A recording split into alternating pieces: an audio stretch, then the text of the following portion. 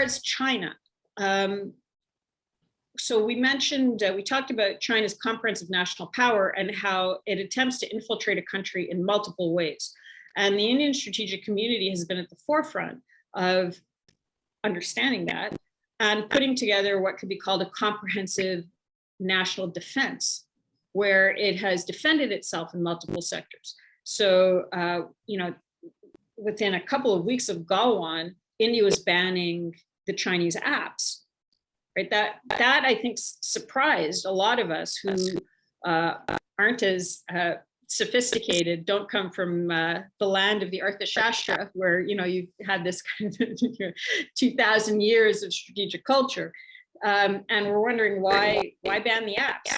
And then once that was explained, that first of all, it's spyware, it's sucking up the metadata, it's helping the Chinese develop their AI systems, it's a very good espionage technique for getting leverage on Indians. It gives advantages in commercial transactions because you can find out what the Indians are bidding when they're competing against Chinese companies in Africa, for example, if you can have access to the phones and the communication system. There are a whole range of malign activity that was being accomplished by getting those Chinese apps on the Indian phones. And the Indian strategic community realized it and banned them. No other country has managed to do that yet. Then within a very short period of time after that, there was a reassessment of Chinese investment in foreign direct investment.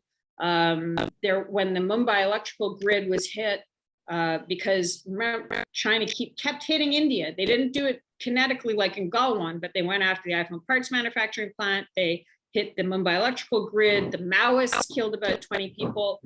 There was a whole range of threats to India.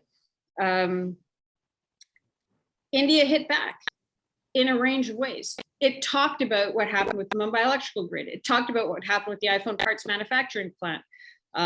When there were odd people who were, the backing parts of the protests, farmers' protests, there was discussions about where was that money coming from, where was the backing coming from. So this comprehensive defense that was put in place by India to deal with the Chinese comprehensive national power push against India was something that I've personally learned a lot from. So I would definitely not have the hubris to say where the misses were in India. I really don't. India, the Indian strategists have to deal with a strategic environment that's much more complex than I could possibly imagine, with the countries on its border, and I've been very privileged to be able to learn from it along the way. Please remember to subscribe to us and switch on the notifications for this channel. For our other social media links, more content, and to support our work, please visit citti.net. Dhanyavad. Namaskar.